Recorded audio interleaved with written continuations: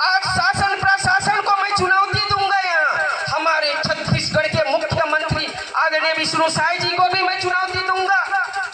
हमारे देश के माननीय प्रधानमंत्री नरेंद्र मोदी जी का भी मैं कहूंगा, उस तहसीलदार को तो मैं कॉलर पकड़कर खींच के निकालता और उसको मैंने सबक सिखाता।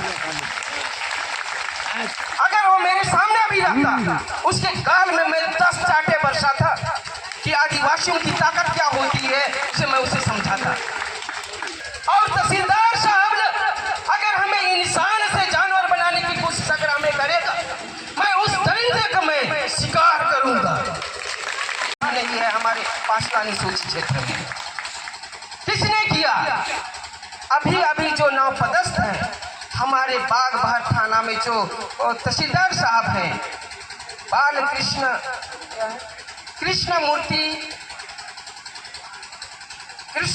दीवान, उसके पिताजी हैं दादू राम पैकरा। ये देखिए हमारे आदिवासियों की संगठन है। देखिए हम आदिवासियों की हक और अधिकार के लिए हम लड़ रहे हैं, दूसरा आदिवासी हमारे आदिवासी भाई को जेल के अंदर डाल रहा है। ये है हमारी आदिवासियों की एकता। उस तहसीलदार को तो मैं कॉलर पकड़कर खींच के निकालता और उसको मैंने सबक सिखाता। अगर वो मेरे सामने भी रहता, उसके गाल में मैं 10 चांटे बरसाता कि आदिवासियों की ताकत क्या होती है, उसे मैं उसे समझाता। मैं उस तहसीलदार साहब को चुनौती देते हुए मैं कहना चाहता हूँ, हमारे पूर्वज जंगलों में निवास करते थे और जंगली जानवरों का शिकार करके हमारा जीवन यापन करते थे, और आज हमें जानवर से इंसान बनाया है किसने? हमारे पूर्वजों ने। और तहसीलदार साहब अगर हमें इंसान से जानवर बनाने की कोशिश अगर हमें करेगा, मैं उस दरिंदे का मैं शिकार करूंगा। मेरे आदिवासी भाइयों, मैं यहाँ अपना हक और अधिकार के लिए नहीं आया हूँ, यहाँ मौज मस्ती करने के लिए कोई आया नहीं है। हमारे 2 साथी जेल के अंदर है, हमें मस्ती लग रहा है क्या यहाँ बैठ के? इन लोगों ने 3 चरण में उसका भीख मांग रहे हैं, मैं तो आज ही उनका रिहा कर देता, इस चक्का जाम कर देता जो नेशनल हाईवे है इसको। और वो 2 जो हमारे साथी हैं उसको 1 मिनट में बाहर निकाल लाता। कानून क्या सोचती है हमारे सामने? हमारे क्षेत्र में हमारे लोगों को हमारे द्वारा ही अंदर करा के हमारे आदिवासियों का शोषण करेगा। देखिए हमारे साथ क्या रणनीति रची जा रही है। हमारे लोगों को, दूसरे लोगों को दूसरे लोगों के पास उतना ताकत नहीं है कि हमारे लोगों को वो लोग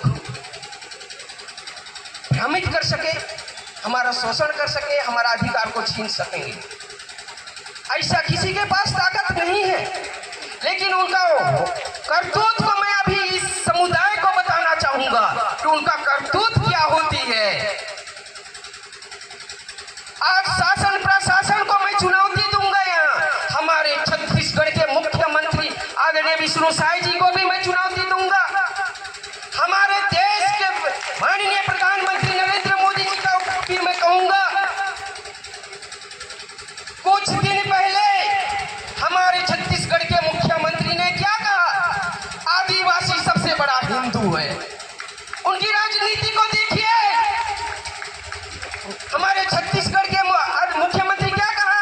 आदिवासी सबसे बड़ा हिंदू है। उसने क्या कर रहे हैं आज?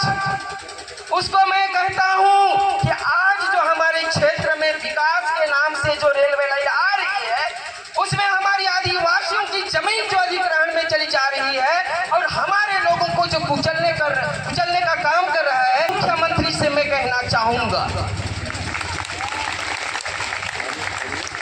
मेरे आदरणीय सभा में बैठे दोस्तों, साथियों, मेरे माता पिता ध्यान पूर्वक सुनेंगे कि आज हमारे राज्य और केंद्र की सरकार ने हमारे साथ किस प्रकार दुर्व्यवहार कर रही है। उसने हमें क्या कहा कि आदिवासी सबसे बड़ा हिंदू है।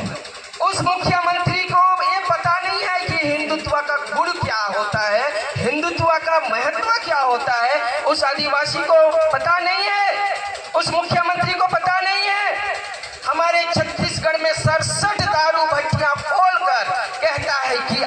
आदिवासी हिंदू है। हिंदू धर्म के आधार पे शराब एक महापाप है। आदिवासी धर्म ग्रंथ के अनुसार शराब एक महापाप है। इस पापी मुख्यमंत्री ने हमारे देश के आदिवासियों को मिटाने के लिए 67 दारू भट्टियां और खोल रखी है, खोलने का प्रयास कर रही है। ध्यानपूर्वक सुनेंगे मेरे यहाँ की ग्रामीण जनता। मेरी आवाज और मेरे मुख से निकालने वाली शब्द ऐसे ही रहती है, क्योंकि दर्द मुझे हो रहा है। आप लोगों के लिए मुझे कुर्बानी देने के लिए कोई डर नहीं है। हर एक व्यक्ति को कुर्बानी के लिए सामने आना चाहिए। हमारे अधिकार को छीनने हम नहीं देंगे, कभी छीनने नहीं देंगे। हमें क्या कहा, आदिवासी सबसे बड़ा हिंदू है। हिंदू धर्म ग्रंथ के अनुसार जीव हत्या करना सबसे बड़ा पाप है, और आदिवासी बिना शिकार किए, बिना मदिरा पान किए अपना जीवन यापन नहीं कर सकता। ये सबसे बड़ा हिंदू कैसे हो सकता है?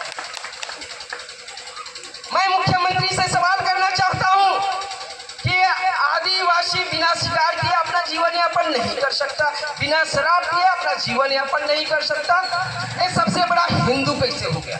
हमारे आदिवासियों को किस प्रकार से भ्रमित करने का काम कर रहे हैं। देखिए, हमारे अलग से रोही व्यवस्था है, हमारी अलग से परंपरा है, हमारे देवी देवता हमारे पूर्वज हैं। हम प्रकृति की पूजा करते हैं। मेरे यहाँ बैठे हुए मेरे समस्त आदरणीय जन, एक एक करतूतों को सुनिए। आज मैं इसलिए कहा कि मैं मुख्यमंत्री और आदरणीय प्रधानमंत्री जी को चुनौती दूंगा। आज हिंदू राष्ट्र बनाने के नाम से हमारे देश में दारू भट्टियां खोल रखी है। ये संभव है क्या? राम राज्य आएगा क्या? दारू भट्टी खोलने से राम राज्य आएगा क्या? हमारे भारत में सबसे बड़ा बूचड़ खाना है जिसका जीव हत्या की जाती है। क्या जीव हत्या करने से राम राज्य आएगा क्या? ये लोग जो राजनीति करने वाले हैं, केंद्र और राज्य में बैठे हुए लोग,